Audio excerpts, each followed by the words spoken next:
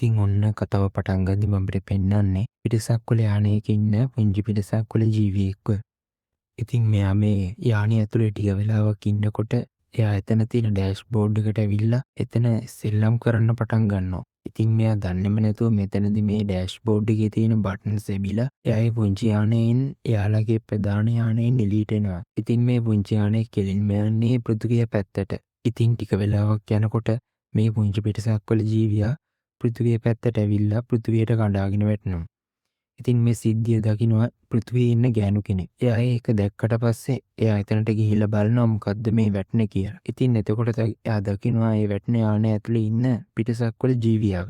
ඉතින් ඊට පස්සේ එයා එතනට ගිහිල්ලා එයාව බලනවා.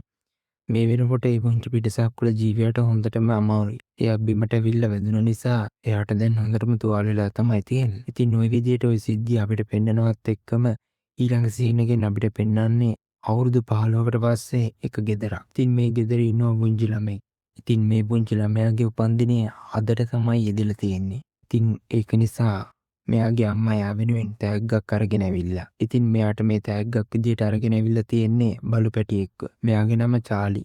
මේ පුංචි ළමයාගේ නම ඩැනි. ඉතින් මේ චාලි තමයි අද අපේ කතාවේ ප්‍රධානම චරිතය. ඉතින් ওই විදියට ඩැනිට චාලිව හම්බුනාට පස්සේ එයාලා දෙන්න හොඳම යාළුවෝ වෙනවා. ඉතින් පුංචි කාලේ ඉඳන් අවුරුදු ගාණක් යනකම් මෙයාලා දෙන්නගේ මේ යාළුකම තියෙනවා. ඉතින් චාලිත් අවුරුදු ගාණක් යනකොට එන්න වයසට යනවා. ඉතින් මේ වෙනකොට අවුරුදු 5ක් විතර ගෙවිලා ගිහිල්ලා. මේ විද්දි චාලිගේ තරුණ කාලේ ගෙවිලා ගිහිල්ලා. එයා දැන් වයසට යන ගමන් ඉන්නේ. ඉතින් ඒක නිසා මෙයාට පඩි පෙළක්වත් හරියට නැග ගන්න පුළුවන්කමක් නැහැ. ඉතින් මේකට ඩැනි ගොඩක් දුක් වෙනවා. මොකද එයාත් එක්ක පුංචි කාලේ ඉඳන් සෙල්ලම් කර හිටපු චාලිට දැන් ඇවිද ගන්නවත් පුළුවන්කමක් නැති නිසා. ඉතින් මේක ගැන ඩැනි එයාගේ අම්මට කිව්වත් එයාගේ අම්මත් හැම වෙලේම ඩැනිට කියන්නේ චාලිට දැන් හොඳටම වයසයි. ඉතින් ඒක නිසා ඒකට කරන්න කිසිම දෙයක් නැහැ කියලා. ඉතින් මේ කතාව කිව්වට පස්සේ ඩැනි ගොඩක් දුකින් එයාගේ කාමරයට ගිහිල්ලා නිදා ගන්නවා. ඉතින් එදා දවසේ අපිට පෙන්නනවා එළියට වෙලා චාලි ඉන්නකොට එයාට සද්දයක් එනවා.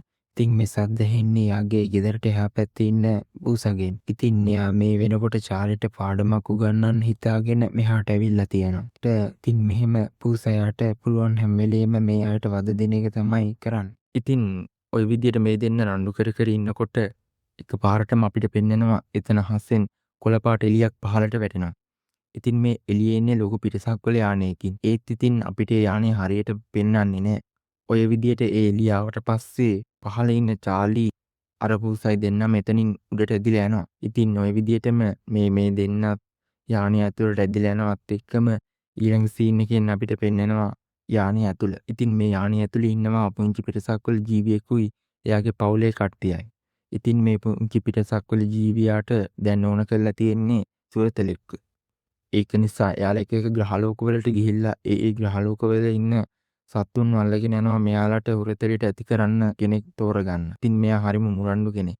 ඒක නිසා එයා කෙනෙක්වත් හරියට තෝරගන්න කැමති නැහැ. එයාට ඕනේ අමුතු විදිහේ අමුතු සුරතලෙක්ව.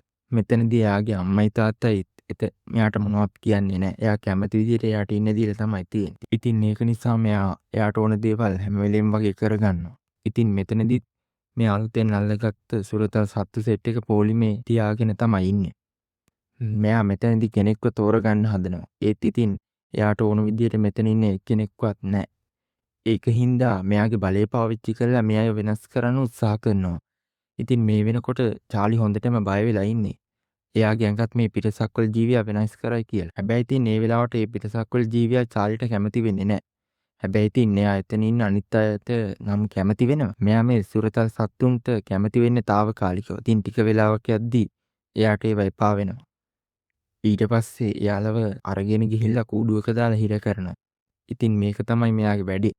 මේ වෙනකොට එයාගේ අම්මාටත් ටිකක් තරහ ගිහිල්ලා තියෙනවා. මෙයා මේ කරන වැඩවලට. ඉතින් මෙයා එක සුරතල් සතෙක් තෝරගන්න ඕන නිසා මේ වෙනකොට එක එක ලෝකවලින් අල්ලගත්ත සත්තු ගොඩක් කූඩුවල හිර කරලා තියෙනවා. ඉතින් මෙතනදිත් ටික වෙලාවක් ගියාට පස්සේ චාලිවත් කූඩුවකට දාලා හිර කරනවා. ওই විදියට එයාලව හිර කරලා දැම්මට පස්සේ ඊළඟ සීන් එකෙන් අපිට පෙන්නනවා ආපහු පෘථිවිය. ඉතින් උදේම ඩැනි නැගිටලා ඉස්කෝලේ යන්න කලින් එයා චාලිව හම්බ වෙන්න යනවා. එයා එතනට ගිහිල්ලා බලනකොට තමයි දකින්නේ එතන චාලි නැහැ කියලා. ඉතින් එයා හිතන්නේ චාලි කොහෙට හරි යන්න ඇති කියලා. ඒක නිසා එයා එදා දවසේ ඉස්කෝලේ ගිහිල්ලා ආපහු හවස ඇවිල්ලා බලනවා චාලි ඉන්නවද කියලා. ඒත් ඉතින් මේ වෙනකොටත් චාලි මෙහෙට ඇවිල්ලා නැහැ. ඉතින් මේ වෙනකොට තමයි ඩැනී හොඳටම බය වෙන්නේ. ඉතින් ඊට පස්සේ එයා චාලිව හැමතැනම හොයන්න පටන් ගන්නවා.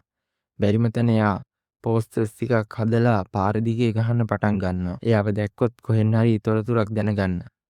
ඉතින් මේ විදිහට චාලිව මෙහෙ ඩැනී හොයන අතරේ අපේ කතාව ආපහු යනවා චාලිගේ පැත්තට. මේ වෙනකොට චාලිලා අර කූඩුව ඇතුළට වෙලා හිර වෙලා ඉන්නේ. ඉතින් එයාලා ටික එතනට වෙලා ටික වෙලාවක් ඉන්නකොට ආපහු අර වද දෙන පුංචි පිටසක්වල ජීවියා එතනට එනවා.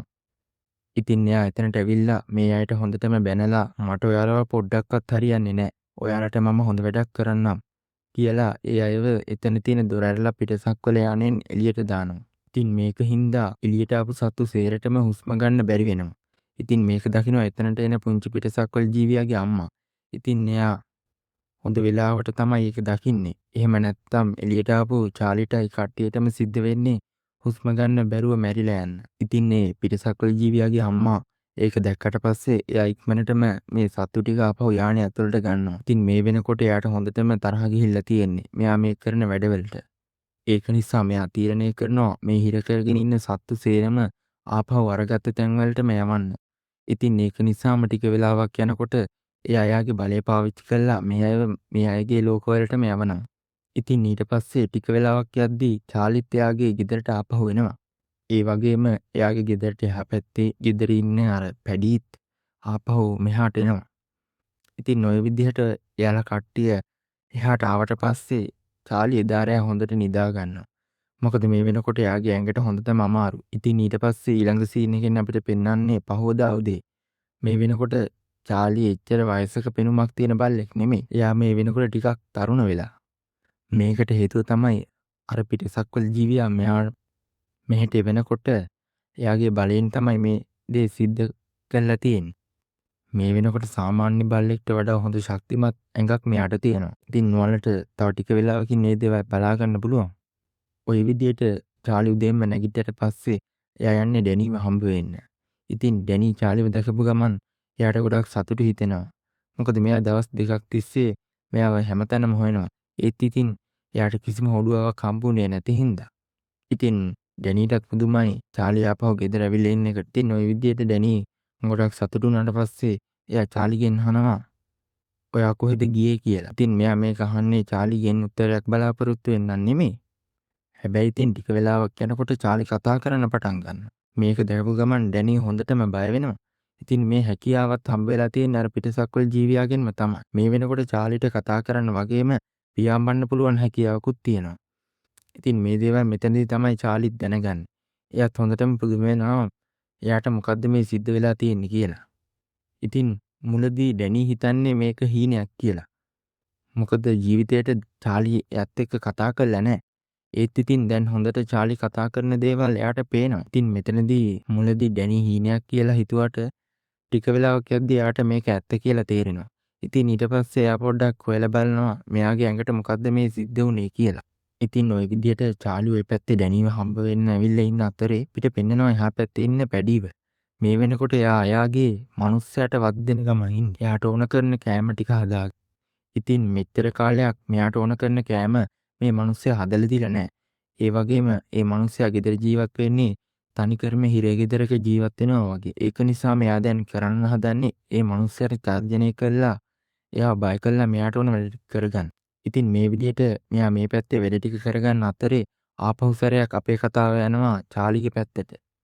ඉතින් මේ වෙනකොට චාලි එයාට හම්බ වුණ අලුත් බලයන් පරීක්ෂා කරන ගමන් ඉන්නේ. ඒක නිසා එයා හැම වෙලෙම වගේ පියාඹන්න උත්සාහ කරනවා. ඉතින් මේ දේ දැක්කම ඩැනී එයාට කතා කරලා කියනවා ඔයා මෙහෙම හැමතැනම පියාඹන්න ගියොත් මෙහි ඉන්න මිනිස්සු එයාව දකි. ඊට පස්සේ අපිට ගෙදර ඉන්න වෙන්නේ නැහැ කියලා. ඉතින් ඒ කතාව කිව්වට පස්සේ එයා චාලිට කියනවා ඔයා කොහෙවත් අද දවසේ යන්න ඕනේ නැහැ. ඔයා ගෙදරට වෙලා වෙනදා වගේ සාමාන්‍ය විදිහටම ඉන්න. මම ඉස්කෝලේ ගිහිල්ලා ආවට පස්සේ අපි කොහේ හරි ගිහිල්ලා ඕක පොඩ්ඩක් චෙක් කරලා බලමු කියලා. ඉතින් මෙහෙම කියලා ඩැනී එතනින් යනවා. ඩැනී එහෙම කියලා ගියාට නම් වැඩක් වෙන්නේ නැහැ. චාලි නම් පියාඹන එක නවත්තන්නෙම නැහැ. එයාට මෙතනදී ටික වෙලාවක් ඉන්නකොට එයාට ඈතින් කවුරු හරි කෙනෙක් බේරගන්න කියලා කෑ ගහන සද්දයක් එනවා. ඉතින් මේක එන්නේ ගෑනු කෙනෙක්ගෙන්. ඒක ඇහුණ ගමන්ම එයා එතනින් ඉක්මනට යනවා ඒ ගෑනු කෙනාව බේරගන්න. කොහොම හරි ඉතින් ටික වෙලාවක් යනකොට එයා මේ නගරේ උදව් ඕන කරන හැමෝටම වගේ ගිහිල්ලා උදව් කරන්න පටන් ගන්නවා. ඉතින් එතනදී එතන ඉන්න මිනිස්සු සේරම ඒක වීඩියෝ කරලා ඉන්ටර්නෙට් එකට දාලා තියෙනවා. ඉතින් මේක ඉස්කෝලේ ඉන්න ඩැනීත් දකිනවා. එයා ඒක දැකපු ගමන් ගොඩක් සතුටු වෙනවා වගේම ගොඩක් බය වෙනවා. මොකද වටපිටාවේ ඉන්න මිනිස්සු සේරම මේ චාලිගේ මූණ දැක්කොත් එයාට පාරවත් යන්න පුළුවන් කමක් හම්බ වෙන්නේ නැති නිසා. ඉතින් ඒක හින්දාම එදා දවසේ ඉක්මනටම ඩැනී ආපහු ගෙදර ඇවිල්ලා චාලිට කතා කරලා එයාගෙන් අහනවා ඔයා කොහෙද ගියේ? ඔයා මේ වෙනකොට මුළු නගරෙම ප්‍රසිද්ධ වෙලා ඉන්නේ කියලා. ඉතින් එතකොට චාලි එයාට කියනවා මම පොඩ්ඩක් මිනිස්සුන්ට උදව් කරන්න ගියා කියලා. ඒත් එක්කම ඩැනී එයාට කියනවා ඔයාට මිනිස්සුන්ට උදව් කරන්න ඕන නම් ඔයා යන්න ඕනේ මුහුණ වහගෙන. ඔයාට මතකද අපි දෙන්න එකතු වෙලා පුංචි කාලේ සෙල්ලම් කරා. ඒ සෙල්ලමේ වා තමයි වොන්ඩඩෝ. ඉතින් දැන් ඔයාට ඒ වගේ ඇත්තම බලයක් ලැබිලා තියෙනවා. ඉතින් දැන් අපි ඔයාව ඇත්තම වොන්ඩඩෝ කෙනෙක් විදියට වෙනස් කරමු. ඔයාට වෙස් මුහුණකුයි ලෝගෝකුයි දාලා අපි ඔයාව අනිත් කට්ටියට අඳුනගන්න බැරි වෙන්න වෙනස් කරමු කියලා. ඉතින් මේ කතාව කිව්වට පස්සේ ඩැනී තාලිව කාමරයකට එක්කන් ගිහිල්ලා එයාට ඕන කරන දේවල් එයාට දීලා එයාව පොඩ්ඩක් වීරයෙක් විදියට වෙනස් කරනවා. ඉතින් දැන් මෙයා ඕනම තැනකට ගිහිල්ලා ඕනම කෙනෙක්ව බේරගත්තත් කිසිම ප්‍රශ්නයක් වෙන්නේ නැහැ. එතන ඉන්න කාටවත් මෙයා අඳුර ගන්න පුළුවන් කමක් නැහැ. ඉතින් මේ විදියට චාලිට වොන්ඩඩෝග්ගේ ඇඳුම ඇඳුවට පස්සේ එයාව පොඩ්ඩක් ප්‍රැක්ටිස් කරන්න එක තැනකට එක්කගෙන යනවා. ඉතින් මෙතනදී තමයි ඩැනීට චාලිගේ ඇත්තම පවර් එක බලා ගන්න පුළුවන් වෙන්නේ. මේ වෙනකොට එයාට සුපිරිම බලයක් තමයි හම්බ වෙලා තියෙන්නේ. ඉතින් ওই විදියට චාලි මිනිස්සුන්ට උදව් කරන්න හදන අතරේ අනිත් පැත්තෙන් ආපහු අපිට පෙන්නනවා පැඩීව.